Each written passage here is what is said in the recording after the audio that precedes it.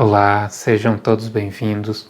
Eu sou o professor Wesley Barbosa e no vídeo de hoje eu vou falar do Tratado do Sublime de Longino.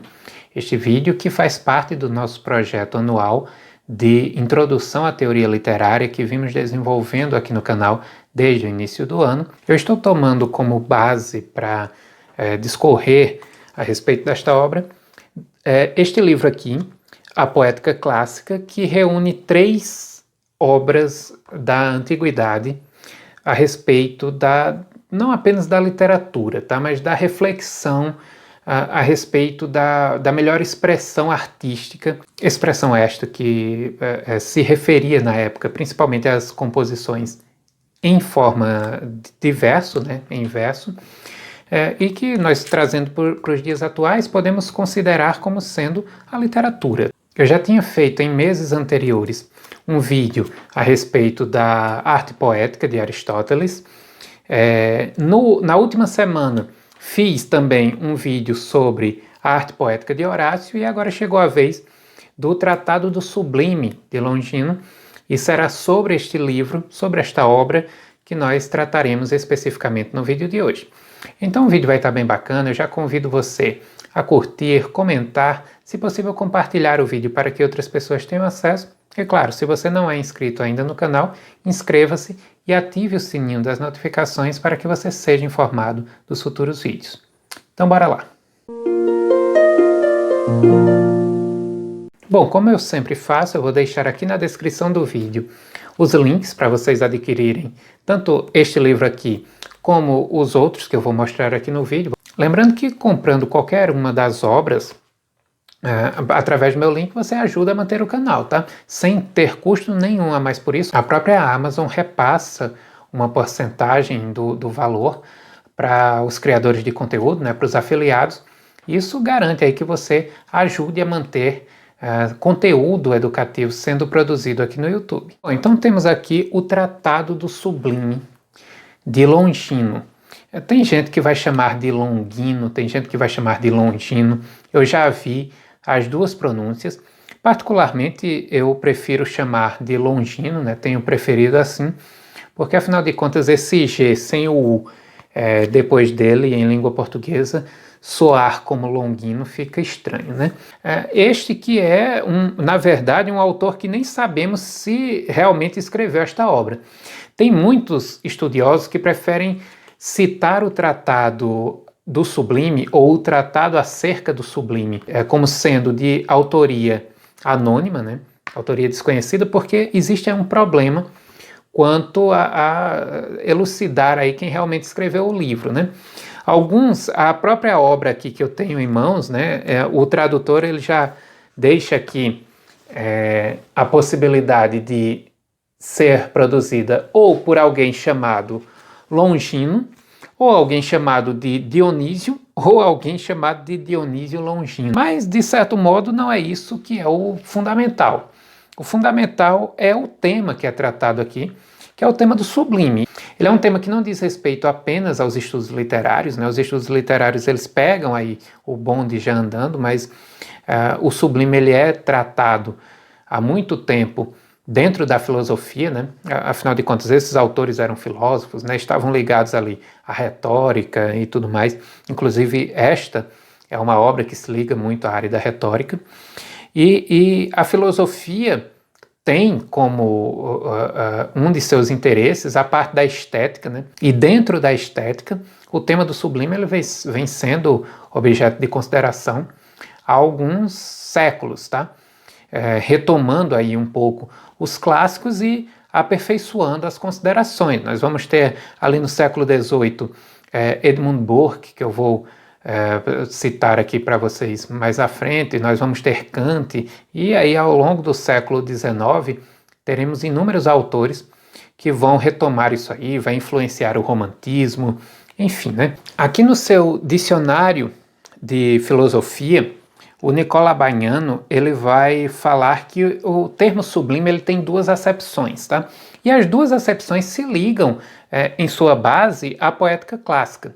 A primeira acepção, ela diz respeito ao sublime como forma linguística, literária ou artística que expresse sentimentos ou atitudes elevadas ou nobres. E esta acepção do termo sublime, ela tem como base o Tratado do Sublime, de Longino, e a partir daí, enfim, inúmeros autores discorreram sobre o tema.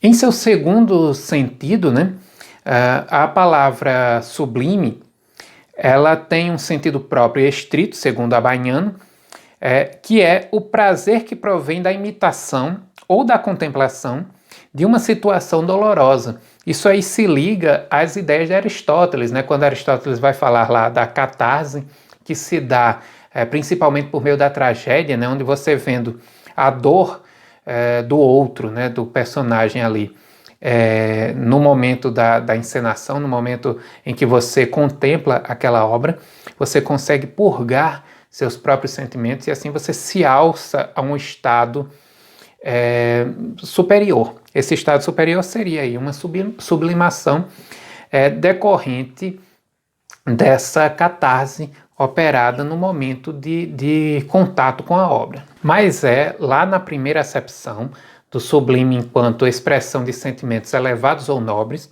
ou seja, a acepção trazida aqui por Longino, que nós vamos nos deter no vídeo de hoje. E logo no início do seu tratado, Longino vai afirmar que o sublime é o ponto mais alto e a excelência, por assim dizer, do discurso. E por nenhuma outra razão senão essa, primaram e cercaram de eternidade a sua glória os maiores poetas e escritores. Ele vai aqui, ao longo de toda a sua obra, ao longo de todo o seu tratado, discorrer sobre os elementos essenciais ao sublime, sobre as utilizações que concorrem para que se alcance este estado de elevação, e vai fazer isso de um modo muito interessante. Ele não vai simplesmente falar o que ele acha que deve ser feito, tá? Ele vai mostrar com inúmeros exemplos de poemas, de tragédias, de obras de um modo geral, até obras históricas, né, como a de Heródoto. Ele vai mostrar com estes exemplos como que determinadas obras alcançam uma expressividade mais elevada do que outras. É lógico que aí vai entrar muito do gosto de quem está analisando aquela obra, né? Ele até critica um autor, né, o Cecílio, ele faz esse tratado aqui para criticar as ideias de Cecílio em um tratado que ele escreveu sobre o sublime, né? E ele vai criticar o modo como Cecílio via essa questão, né? É interessante que ao longo do tratado, Longino ele vai apontar tanto aquelas estratégias, aqueles recursos que podem ser utilizados para se alcançar o sublime, como também vai criticar aquelas utilizações que, ao contrário, afastam a obra do alcance do sublime.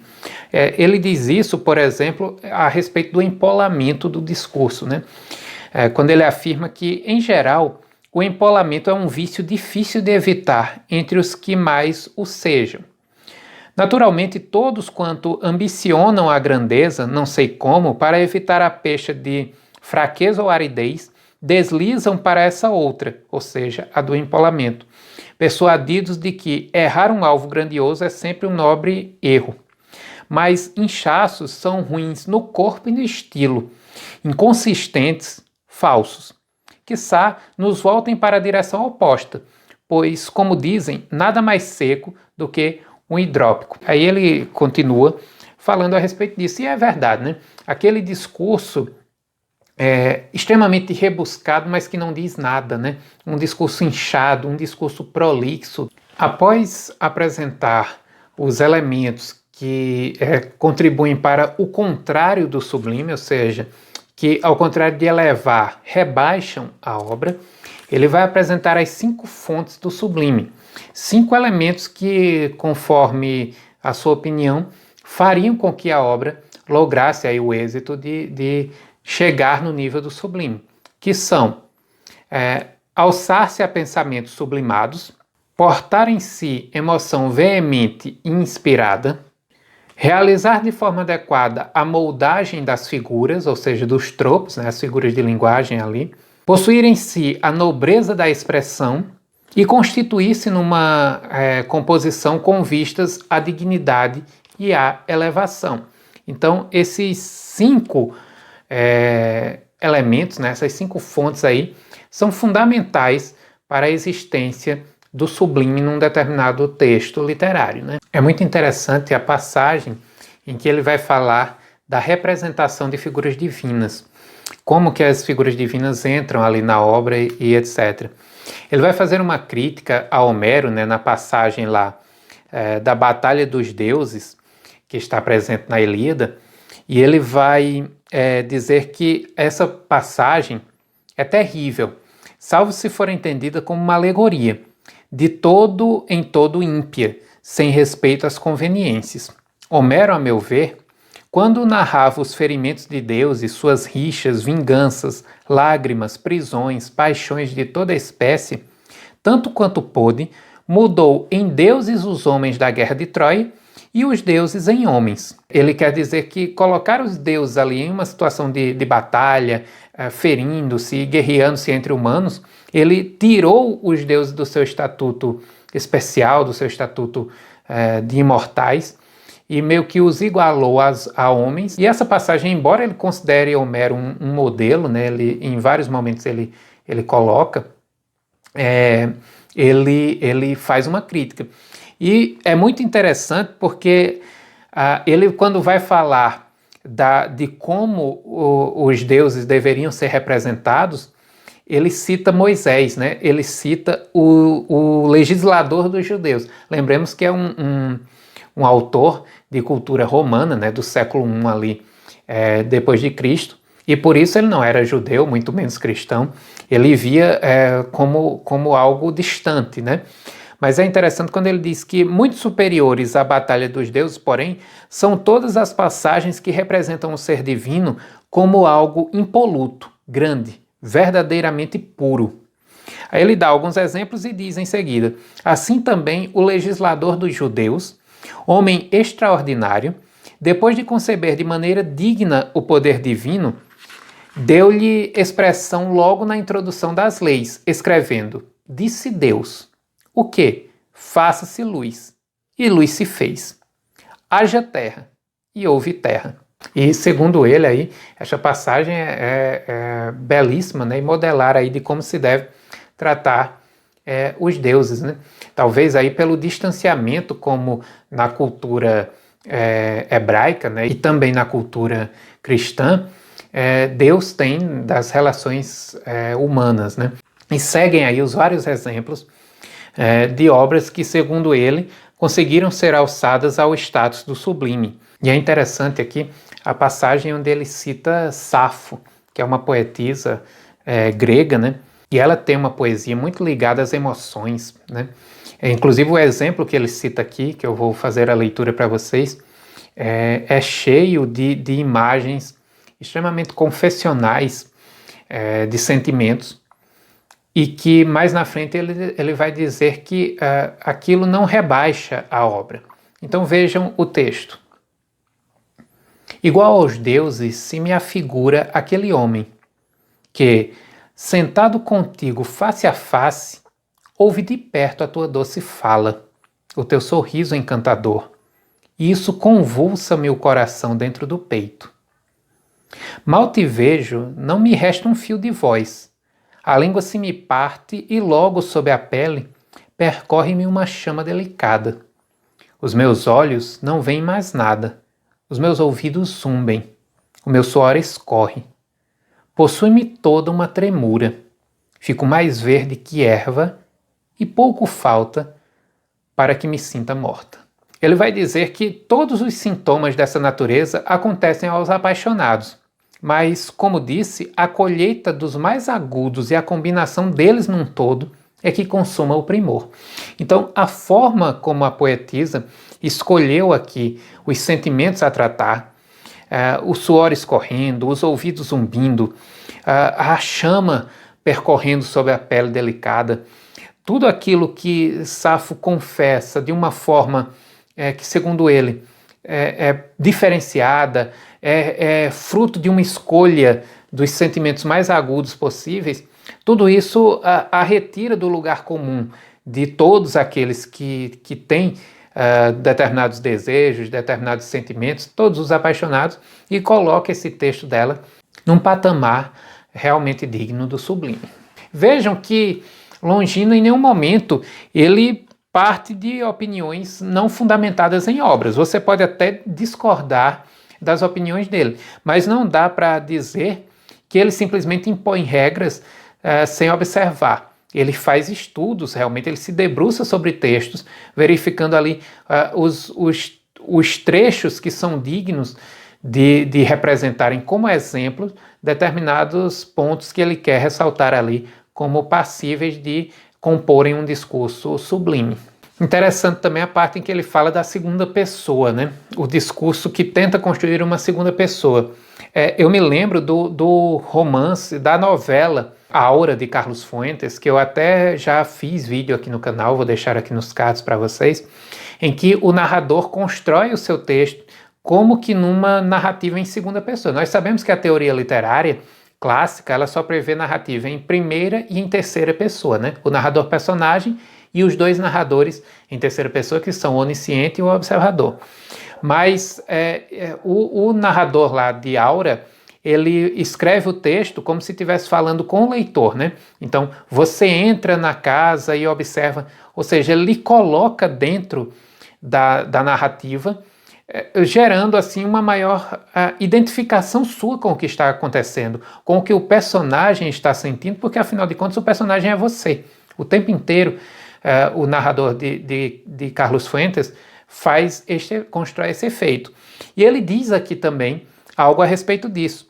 Ele fala em determinado ponto que quando falas não como a todos, ou seja, numa terceira pessoa, mas como a um só, dizendo, entre aspas, não saberias com qual dos dois exércitos lutava o filho de Tideu, fecha aspas, deixarás o ouvinte emocionado e ao mesmo tempo mais atento, cheio de interesse na luta, despertado pelas palavras dirigidas à sua pessoa.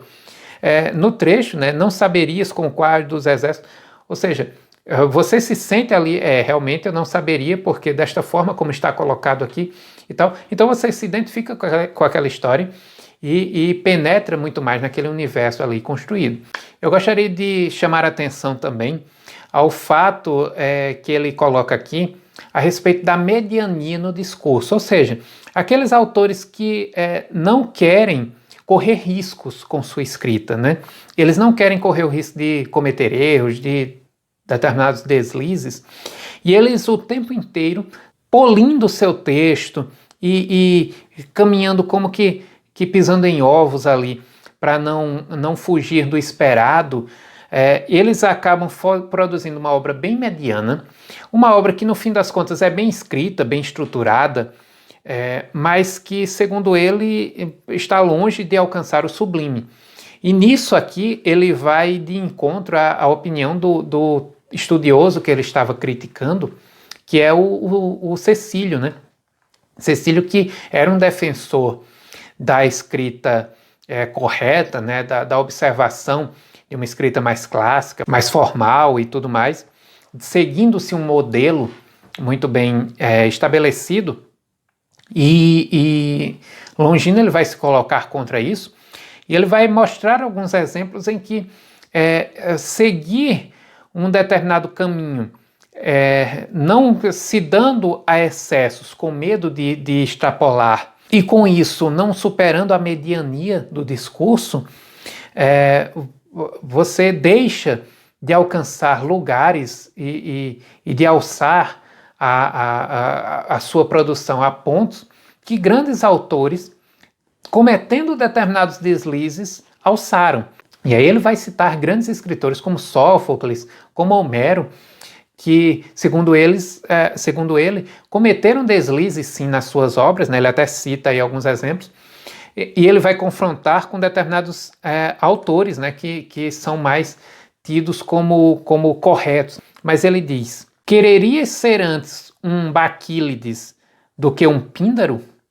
E na tragédia, por Zeus, antes ser um Íon de Quios do que um Sófocles? Realmente, os primeiros são impecáveis, e nos seus cinzelados tudo é belamente escrito, enquanto Píndaro e Sófocles, embora às vezes pareçam tudo incendiar com seu arroubamento, muitas vezes inesperadamente se apagam e se estatelam em quedas as mais desastradas. E alguém em juízo perfeito, reunidas todas as obras de Íon, trocaria por elas uma só tragédia, a de Édipo? Outra coisa interessante é com relação ao vocabulário sórdido, né? Ou seja, como que você vai mostrar determinadas coisas? Como que você vai trabalhar o seu texto para que determinadas realidades que ocorrem na vida e que ocorrem e que por isso na literatura estarão também, como que aquilo ali vai entrar no seu texto, né? O cuidado que você vai ter para selecionar o vocabulário. Eu me lembrei, quando eu estava lendo esse trecho, da obra que é tida como um romance, né? Um romance em versos, O Peso do Pássaro Morto, de Aline Bay. Esse romance aqui, é interessante que quando eu o li, eu fiquei com a impressão de que eu tinha lido no primeiro capítulo o trecho mais belo de literatura dos últimos anos, né? Tirando, lógico, não contando aí as releituras de grandes obras que eu fiz, mas levando em conta apenas as primeiras leituras, eu fiquei com a impressão de que era o trecho mais belo de literatura que eu tinha lido nos últimos anos. E ao terminar o segundo capítulo, eu fiquei com a impressão de que era o mais feio que eu tinha lido nos últimos anos, né? Ou seja, a autora me deu duas impressões, duas recepções totalmente diferentes em dois capítulos.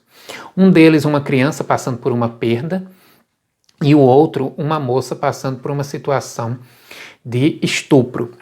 E aí é interessante porque, claro, né, o estupro ele é uma coisa absurda, bárbara, enfim, animalesca. E ela descreve o estupro exatamente com este objetivo, de descrever o bárbaro, o animalesco, e tudo isso de forma muito explícita, né? E é uma escolha da autora que algumas pessoas podem ter a noção de que as palavras poderiam ser outras podem ter a noção de que, na verdade, é aquela ali a melhor forma de expor, né? Ou seja, expor a realidade em si. Mas é muito interessante porque são dois sentimentos muito diferentes, são duas realidades muito diferentes, são duas mentes muito diferentes lidando com a coisa, a mente de uma criança, a mente já de uma moça, e como tudo isso repercute, de um lado por descrições extremamente belas, e por outro descrições extremamente horrorosas, né, do ato em si. Então é interessante esta obra. Eu quero até reler depois isso aqui. Eu tenho vontade de escrever um artigo sobre obras desse tipo, né, de um gênero um pouco híbrido, aí, uma forma um pouco diferente do comum. E eu estava pensando em reler este livro. Se eu o reler nas próximas semanas, eu trarei aqui o comentário dele para vocês aqui no canal. Mas o trecho de Longino que trata disso é este aqui. No estilo sublime, não devemos descambar para vocabulário sórdido e repugnante, a não ser constrangidos por necessidade absoluta, mas conviria usar expressões à altura do assunto e imitar a natureza que, ao moldar o homem, não dispôs em nossa face as partes vergonhosas, nem as excreções de todo o corpo, mas ocultou-as quanto o pôde e, segundo Xenofonte, desviou para o mais longe possível os canais delas para de maneira alguma macular a beleza do conjunto da figura, né? E aí ele faz uma relação, né, com o corpo humano, né, para mostrar aquilo que, segundo ele, deveria ser escondido, né, ou não, né? A questão do cuidado com as palavras, né, e de acordo com seus objetivos, ele diz, né, até dependendo dos objetivos ali, pode-se, em determinado momento, fazer uso de determinadas expressões, mas o mais adequado seria escolher melhor os termos.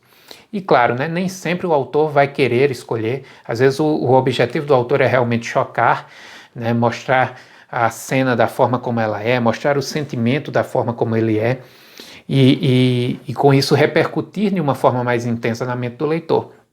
Mas, enfim, são observações, de um modo geral, aqui feitas por Longino, que nos mostram aí um pouco da sua concepção a respeito do que é o sublime, né? Esse discurso elevado, esse discurso que contém em si sentimentos, linguagem, descrições, caracterizações de personagens, de figuras humanas e divinas de um modo geral. Ou seja, todo este aparato de produção que estaria concorrendo para a formulação de uma realidade elevada, de uma realidade sublimadora, de uma realidade que nos alce a um patamar superior, né? É, sem sombra de dúvidas, uma das obras mais importantes aí da Antiguidade Clássica, tratando da arte, tratando da produção poética e literária, né, como um todo, mas também uma das obras fundamentais para todos aqueles que querem conhecer a teoria da literatura, que querem conhecer muitas das influências que com o tempo foram aí construindo a nossa disciplina, a nossa área. Uma obra que seja para rebater, seja para aperfeiçoar, seja para reescrever determinados pontos, foi muito visitada aí ao longo do tempo e que merece com certeza a nossa consideração, o nosso conhecimento. Fica aí a dica para vocês conhecerem o livro mais a fundo.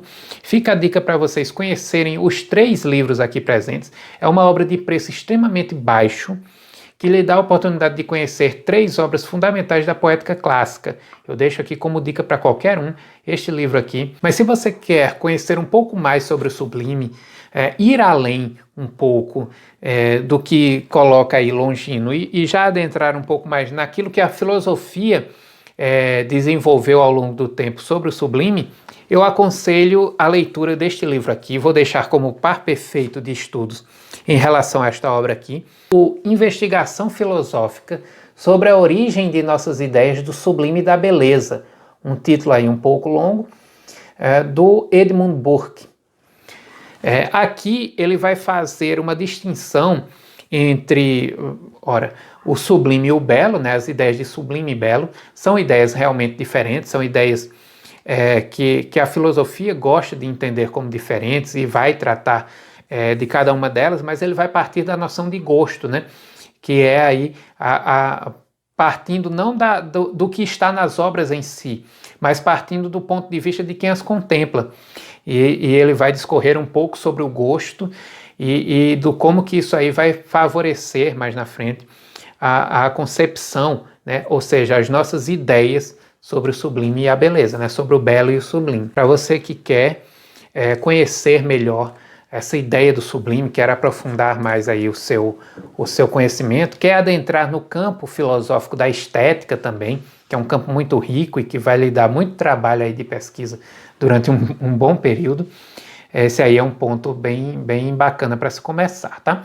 Então, eu espero que vocês tenham gostado do vídeo. Se gostaram, não deixem de se engajar, não deixem de comentar, deixem sugestões para futuros vídeos, digam o que estão achando aí das considerações que eu tenho desenvolvido. Muitos de vocês já têm contribuído, eu agradeço muito, tá? Cada vez mais eu vou deixar de responder rápido, né? Porque o canal está recebendo cada vez mais comentários, estamos crescendo muito, felizmente. E aí é necessário que vocês tenham uma paciência com relação às respostas, mas eu acabo sempre respondendo a todos na medida do possível, tá? Então, eu agradeço muito a audiência de vocês e até o próximo vídeo.